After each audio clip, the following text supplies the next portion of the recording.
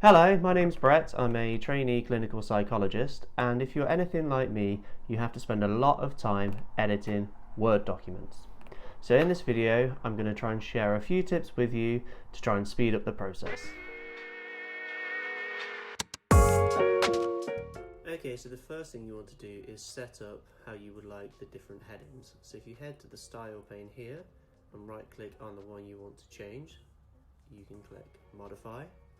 And then you can see all the different things that you would want to change. So let's just change the font, and we'll leave the color, and we'll keep the format the same, and we'll increase the spacing a little bit. So you can see which ones I've selected because they're in blue, but it also tells you down here as well. So once you've got what you're after, you can click OK. So this hasn't changed the heading. But what you can do is select the text and use this shortcut, and that will change it to the style that you've just created. And what's nice about that is if you're in a long document, you don't have to keep going up to the Style pane to keep changing the headings. And it's the same with headings 2 and headings 3. Now I've got some text here which looks like it should be normal text, so you need a slightly different shortcut for that, which is here. And as you can see, it's quickly changed it into normally edited text. Okay, so let's say you want to make this into a heading, right? But then you've realised you need it to have each word capitalised. You can come up to here and select the different options, which is fine, or you can make it a bit more speedy by selecting the text and pressing FN Shift and F3, and this will cycle through your different options.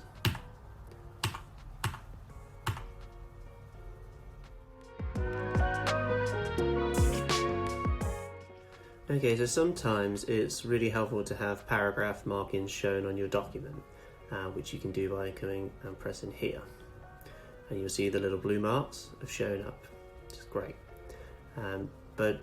The shortcut for this to make it a bit quicker is Command and 8. As you see, it will show up all your markings. I find this quite helpful when you're trying to get rid of extra spaces. So here we can see there's more than one space, so we can just delete that. And it's also really helpful when you have a page break. You can see it marked there, which is nice and clear, and the same for if you add section breaks. And then you can hide the markings and then carry on with editing your document as you wish.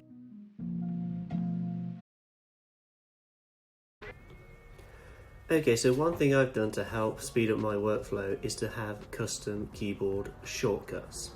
So I've got one set up to highlight text. So I used Command Option H to make the computer highlight that text. But this is not set up by default. You have to set it up yourself.